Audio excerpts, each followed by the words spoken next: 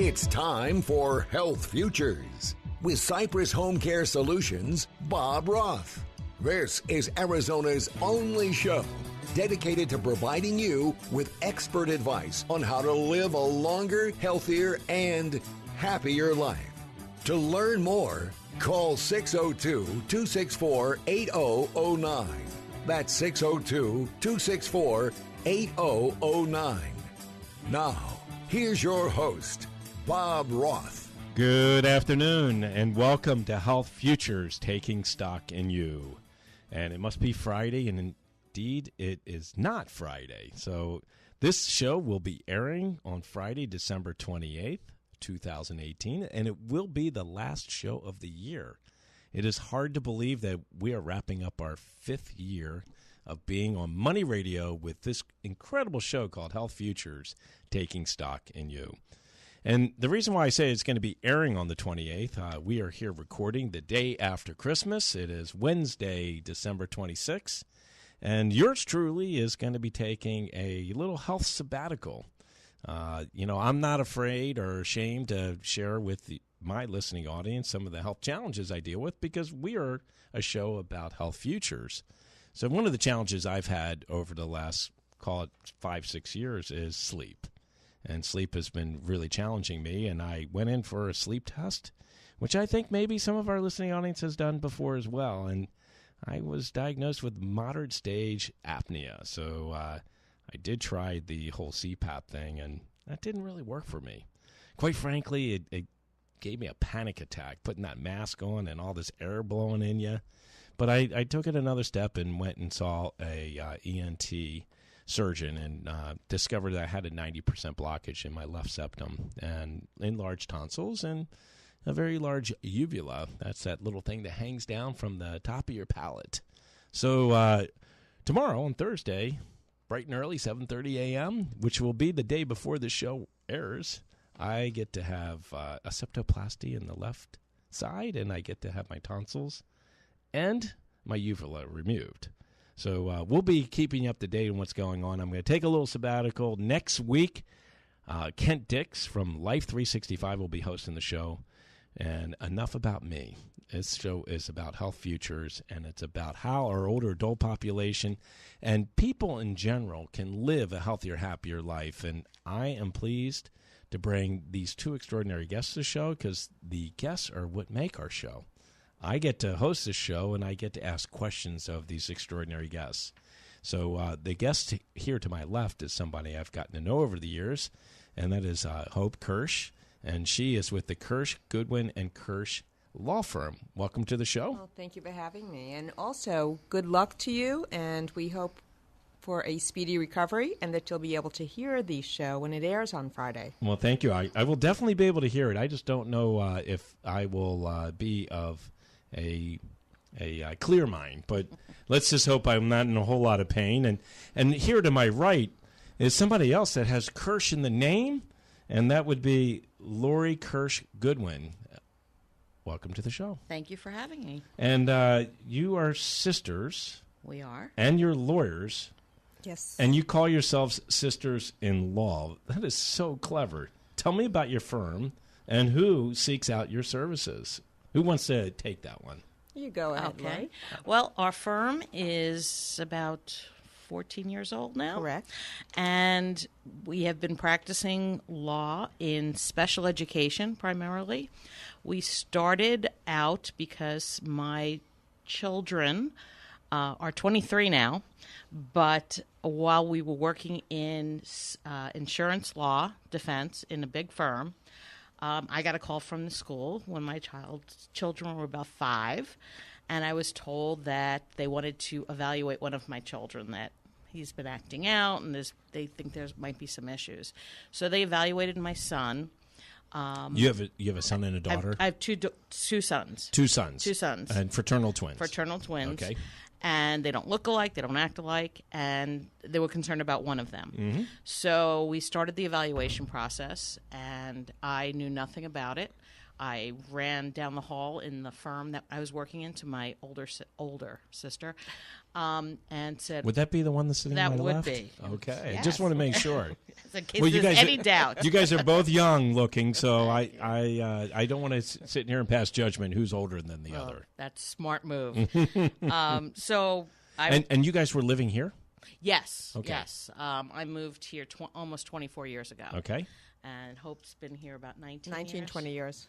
So, and we were working at the same firm. Sure. But I ran down to her office. I said, I got a call from the school, and they want to evaluate my son. They want to evaluate, and I'll say his name's Cutler. And long story short, they evaluated him, and I had to learn how to go through the process of special education law in Arizona, which... And what kind of law there was were no you, help. what kind of law were you I practicing? was doing insurance defense work. And how about you? Were you Me too, as well. Construction defect and something so totally different. Professional malpractice. Hey, are there any other siblings? No, that's it. I got to imagine, two sisters that are lawyers. That made for some great fights when you were growing up. Seriously. I mean, I'm not talking physical fights, just words. Oh, but Well- the physical ones were good, too. But there's a significant age difference if Lori would be telling you anyway. So we almost grew up separately. Okay. And she went to law school first, and I went to her law school graduation, and I turned to my mother. I said, I should have been a lawyer. And my mom, who was a teacher, I really thought she'd say, well, you have a great career. She said, you still can. And I went to law school at night. So one of the reasons Lori came running down to me was I was a special education teacher in New York for 18 years. Whoa. So I said, I'll go with you to the IEP, but it's been 10 years since I've gone to one. There was an attorney at our firm who actually helped us navigate, and the laws had grown. He says, here, take this. It was the U.S. Code, and read it. And it had to be thousands of pages. So he helped us. And it can be very intimidating, very daunting, because you walk into a room and everyone from the school is already sitting there, and you feel like the outsider. And you scramble to find a seat, and you don't know what's happening next. So with that background and myself having been at IEP meetings, and by the way, for our listening audience, IEP, so what's that's that mean? an individualized education plan for students with disabilities. So now we know how to prepare students, parents, and we also can speak the language of the teachers. So a lot of times, by the time someone comes to us, it's because there's been a communication breakdown, and we're trying to repair the relationship. So we try not to make it contentious, but it is an intimidating process, and the laws are very complex. Especially when it happens to someone that is your child that you love unconditionally. Right. It was, it was devastating. It was the same child I had the day before, but now I had some new information about him. And he's being labeled. And he's being labeled. You know- And he's young, and he has a twin brother that's not being labeled. Well, I'll tell you what, you've given us enough to have our listening audience stick around for the second segment, because I want to learn more about what actually happened. Are you okay with sharing that? I am. So that is really the foundation of why you got into this area of law. That's correct. It's got to be so much more fun than insurance. It is. We sleep better at night, too. I'm sure Yes. you do. Well, you're listening to Health Futures Taking Stock in You. I'm your host, Bob Roth, and I've got the sisters-in-law, Kirsch-Goodwin and Kirsch PLLC here in the studio. We are going to take a break. Stick around. We'll be right back.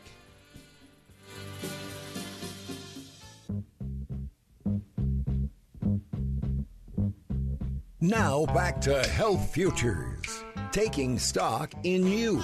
If you have questions about your own or your loved one's future health care, call 602-264-8009. Now, here's your host, Cypress HomeCare Solutions, Bob Roth. Welcome back.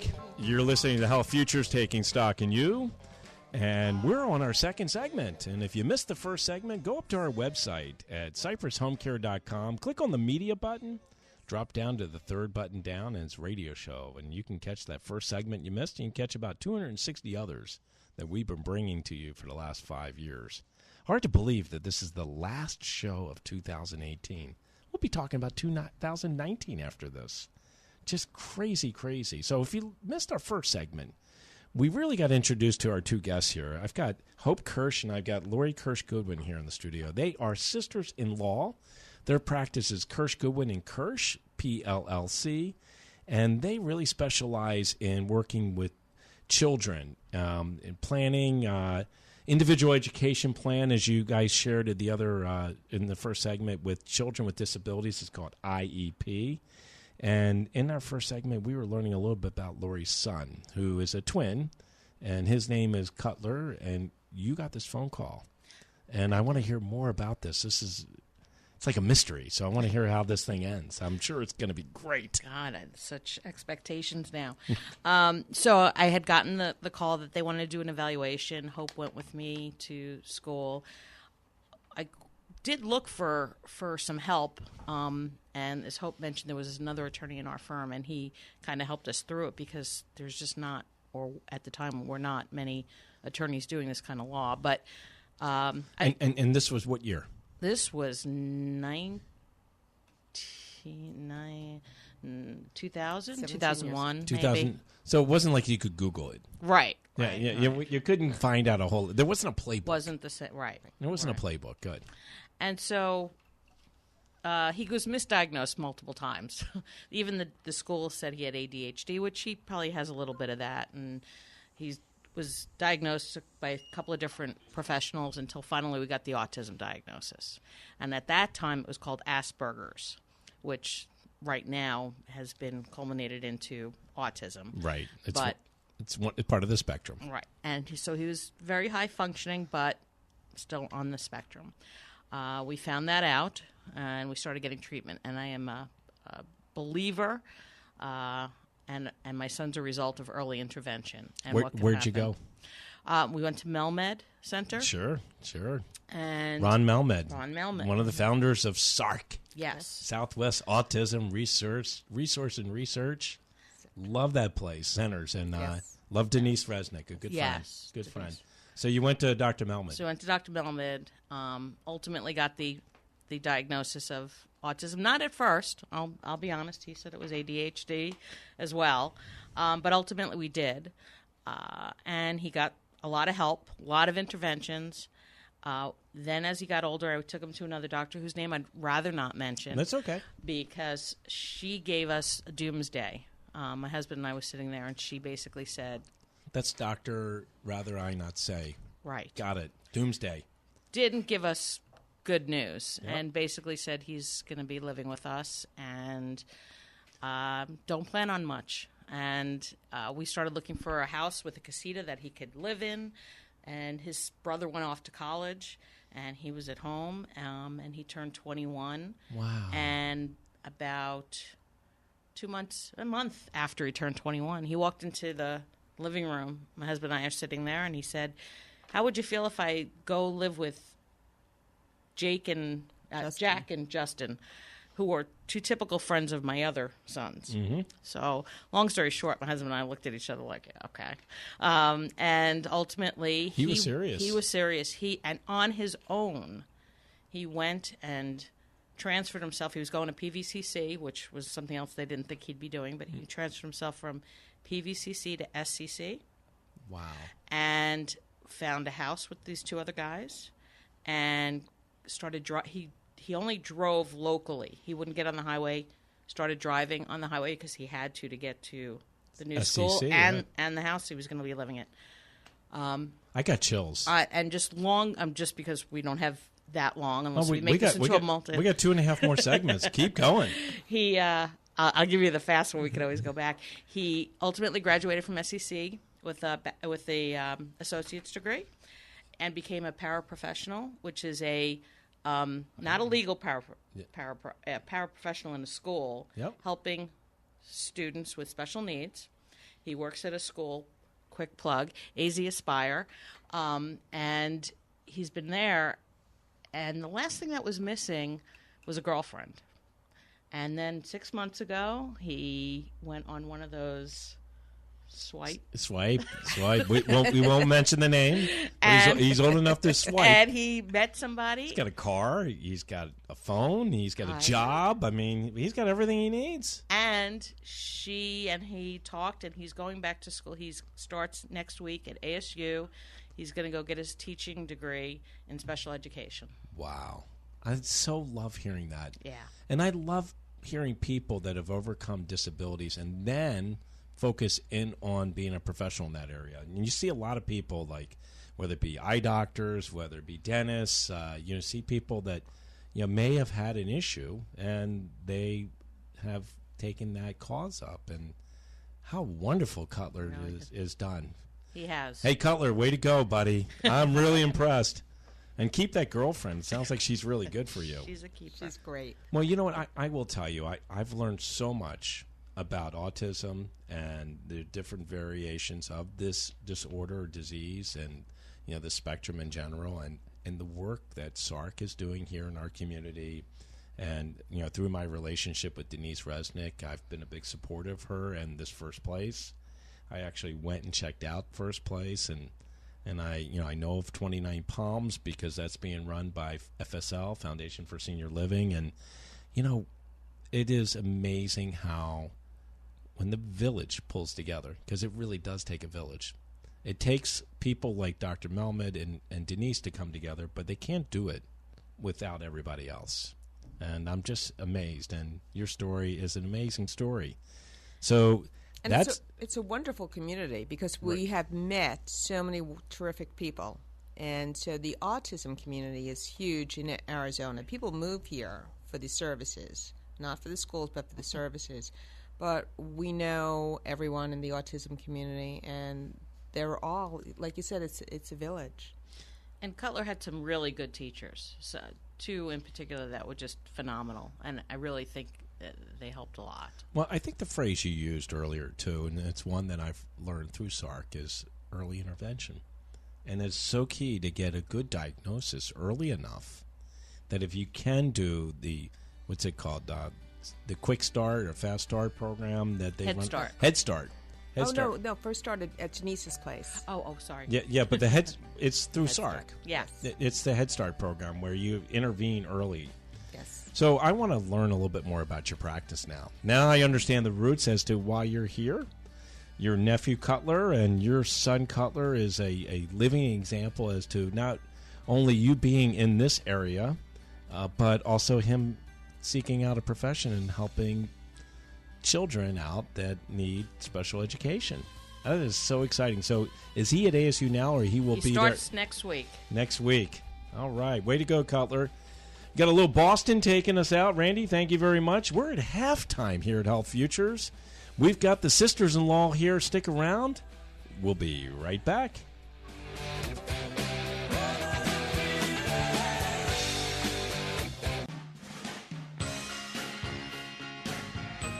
Now back to Health Futures, taking stock in you. If you have questions about your own or your loved one's future health care, call 602-264-8009. Now, here's your host, Cypress HomeCare Solutions, Bob Roth. Welcome back. You're listening to Health Futures, taking stock in you. We got a little Bruce Springsteen bringing us into the third segment, and we all have hungry hearts. And not only do we have hungry hearts, but the clients that you serve, especially those that are needing direction on how to navigate through this special education world, is much better place because the sisters-in-law are the ones making it happen. So if you're just tuning in, we're in our third segment. I've got Hope Kirsch. I've got Lori Kirsch-Goodwin. They're with the Kirsch, Goodwin, and Kirsch PLLC law firm. And they got a great website here. It's azspecialeducationlawyers.com. So if you want to learn more, go out to it, azspecialeducationlawyers.com. Phone number is 480-585-0600. And if you missed the first two segments, you can catch them up on our website at cypresshomecare.com. Third button across the top is media. Third button down is radio show, and you can catch the first two segments you missed. So let me tell you what you missed a little bit about. We were talking about the formation of this law firm and how these two sisters-in-law, which are really sisters, came together, and they used to work at bigger law firms, and Hope used to work in special education many, many years ago. And in our second segment, we got a chance to learn a little bit about Cutler, who is Lori's son. He's a twin, and his journey that he took to now being a student at ASU. So please tune back into that if you missed that. But I want to now talk a little bit about the law firm. You guys, you talk about and you sit with your clients about the importance of education and planning for the future for students with disabilities. And, I think what I want to ask you now is, what should parents and legal guardians know about educational services for children with disabilities as far as planning in the future? So I'm going to turn it over to you, Hope. Tell us a little bit about the firm and what parents should be really knowing about. Sure, and what we do is we advocate for students and their families with schools, or I hate to say against schools because it's collaborative. What we find is that some parents are hesitant to have their child labeled as having a disability and having an individualized education plan. They can also go the route of a Section 504 plan, which is just accommodations. But I've been in this field basically, except for the filling when I was a commercial litigator, for over 40 years. So that's a pretty long time. It used to be a stigma to have a label. It is no longer. Wait a second. Commercial litigator for 40 years, special education for 18. I mean, 40 years total. Oh, okay. I was sandwiched between. I did 10 years of commercial litigation. You don't look a day older than 45, so I don't know how you did all of that. Oh, okay. So, so 18 plus 10 plus whatever, past 20. So, okay. So there was a stigma, no longer is there. And what we do is we try to tell parents it's a good thing to have an IEP because under the law, the Individuals with Disability Education Act, once a child turns 16, they are entitled to a post-secondary assessment and a plan. And the whole purpose of this federal law, the Individuals with Disability Education Act, which we call the IDEA, the IDEA, is to prepare students for further education, employment, and independent living. So it's not just academics, it's social, emotional, it's behavior, how to get along with people, and that is so important. Because these children should be able to live as independently as possible, especially as the population ages out and their parents are getting older. So that's what we try to encourage parents to do if they have an option for an IEP. So, one of the things that I remember very succinctly, Denise was sitting in my office, and again, if you're just tuning in, we were talking about Denise Resnick, one of the co-founders of SARC and founders of First Place. And this is about 12 years ago, 13 years ago, and I was talking about how, my business, our caregivers are spending more and more time with dementia and Alzheimer's. And I made this one statement. I said, it's interesting how the similarities are, between autism and maybe Alzheimer's, and it's a disorder that is, growing. And she looked at me and she said, not really. And I said, what do you mean? She goes, it's very different. And from her perspective of being a parent to a child who had autism, was diagnosed with it, she said, if you have a family member that has Alzheimer's, the children help care for that family member through that process, and that person passes away, and the grandchildren help. But with autism, when I pass away and my husband Robert passes away, who's going to take care of my son? And I was like, wow, I didn't really think about that. I really never gave that thought because, she's like, I don't want to put the burden on my daughter. I would never want to do that to her. But, my husband and I love our son, and we want to make sure he's taken care of. Is that something you guys do, too? Do you do special needs trusts and stuff like that? We do not, but we have a referral list, and we make sure that every parent walks out of our office with the phone numbers to contact an attorney who can handle a special needs trust and guardianships if necessary, right. And also resources. There are a number of resources. So we want to make sure that the parents know what is available in the community, and there is no one place to go for this. So it's all word of mouth. Right. And so it's really getting to the right people and finding out the information that's out there. So one of the things that she also talked about was, what happens when the bus stops coming? And what do we do with our children then? Exactly. And I think that is more aligned with the sisters-in-law, because you guys are fighting, from what I'm hearing you say, for those students to be in the school system and making sure they have their rights protected, and they are treated as any other child would be treated. That they are not that they are not being prejudiced against. And transitioning after school's over. Right. So we do try to look ahead and prepare them for that.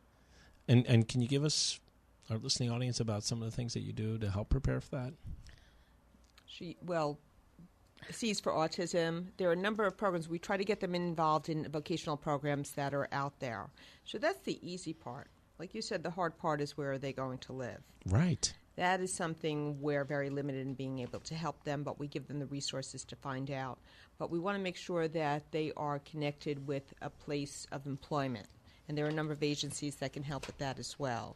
So through high school, they can start to work in some of these facilities. Well, and also we work with transition plans. When a child with an IEP, before they turn 16, their IEP meeting before they turn 16 has to have a transition plan. Got it. So that is supposed to be starting to work on what they are going to do, thinking about what they're going to do when they are done with high school. Sometimes we see plans that are not done very well, or just kind of superficial, or they just do them because it's perfunctory to do it.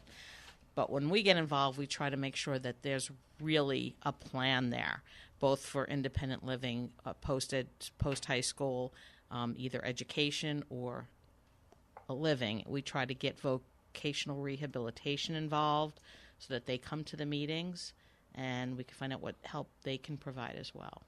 I think the thing I like about your practice is that you consider yourself a solution resource for the community. I mean, if you can't help them, you'll get them to the people that can. And I think I talked about it a little bit in our last segment about being a village. And, we know where you can go, whether it be for vocational, resources, whether it be for special needs trusts, or some of the work that you do with IEP and getting them their place in the school system. So got a little more Bruce taking us out. So I know I got some New Yorkers here in the studio, but you know what? Bruce is, Jersey, New York. Is it the same thing? I lived in Jersey. There you go. Yeah. Jersey's not a bad place. I lived in Jersey, too. I lived in Princeton for a little while. Okay. And I, certainly went down to the beaches. I never made it to Asbury Park, but I would love to one day. We're down 3 segments. We got one more to go. Stick around. I've got the sisters-in-law in the studio. We'll be right back. Now back to Health Futures, taking stock in you.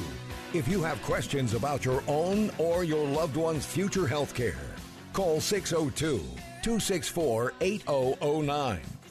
Now, here's your host, Cypress HomeCare Solutions, Bob Roth. Welcome back, and it's Cowbell Friday, man. It is the 4th segment. We're working for the weekend. While we tape this here on Wednesday, you, our listening audience, are getting ready for the weekend. So enjoy this holiday weekend. Be safe out there. No drinking and driving. They got things called Uber and Lyft, and you also can find a friend that may be able to drive for you. So just be really careful out there. So if you're just tuning in, we are on our 4th segment, and I've got the sisters-in-law here in the studio. That is the Kirsch-Goodwin and Kirsch PLLC. They are a law firm really working to help people in the special education world, and their website's easy to remember. It is www.azspecialeducationlawyers.com, and the phone number is 480-585-0600. I've got Hope Kirsch to my left. I got Lori Kirsch-Goodwin to my right, and we heard an incredible story in the 2nd segment and part of the 1st segment about your son Cutler, and he is an amazing story and an inspiration to probably so many that are listening that may have special needs children, and to know that they can overcome, and with persistence and with drive and with nurturing from their family members and certainly resources like the sisters-in-law firm, you can almost accomplish anything. So here's a question for you guys. So as you know, I have a home care agency, and we have been operating here in the Valley. April will be 25 years. What are some of the additional challenges you see for parents of children with disabilities that parents of non-disabled children do not necessarily have? Just the future. I mean, we all, as parents, you always worry about your children's future. But when you have a child with a disability that may not be able to be independent, you have to worry about what's going to happen in the future, and either finding someone to be willing to take care of them when you pass, right? Or if you can get them into a group home or a foster care home, or setting up trusts. I mean, these are things that parents of typical children, you just figure they're going to grow up and they're going to be able to take care of themselves, hopefully. But when you have a special needs child, you have to think a little further ahead and what you're going to do and what they're going to do when you're not there. And it's not always fair to the siblings. It's not fair to the siblings who would be generally charged with the responsibility for that child's life. Right. And I talked a little bit about that in this third segment when we were talking about Denise. That's just, yes. It's a hard thing to put on another child. It really is. So, when as we sum up our radio show here today, I think, and again, correct me if I'm wrong, if you are living here in our community and you're listening here into the show, or you know of somebody that may have a child that just got that diagnosis, that they're special needs, they need to call you, because they need to make sure that their rights are being honored, correct? I mean, you want to make sure that, they are treated and they are getting to the right resources. Sometimes it's enough that the school knows that they've met with an attorney. And for the most part, we do have very good relationships with the attorneys for the school districts. So sometimes it's just a phone call. And as long it's as just a phone call to the attorney. To the attorney. And everything should be smooth. And a lot of times we don't need to hear from the parents again. They don't need to call us because everything is smooth. And that's what happens when you're a practice. How many years have you guys been doing this? Well, I've been practicing 32 years, but doing this about 15. About 15 years, yes. So they all know you. And I mean, this is definitely a specialty. You open up a telephone book, you're not getting pages of people that have this specialty that you have. So it is remarkable, and I look at you as the advocates.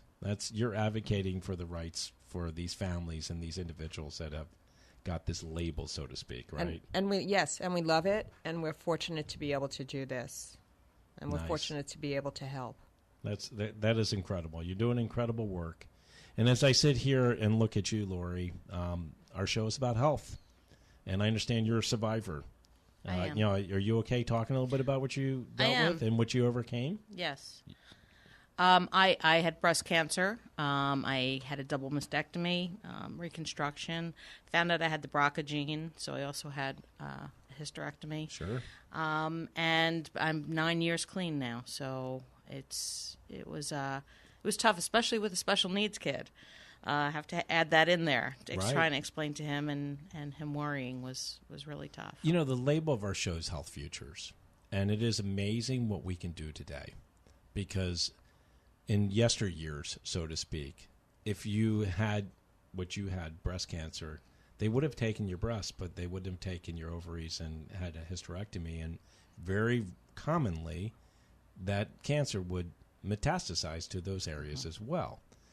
I know people back in my hometown that did exactly that, and they didn't make it. So, I mean, I love where we are in technology. My dad just 2.5 weeks ago, and I talked about this on the show, he had an aortic valve that was prolapsing, and he needed to get his aortic valve replaced.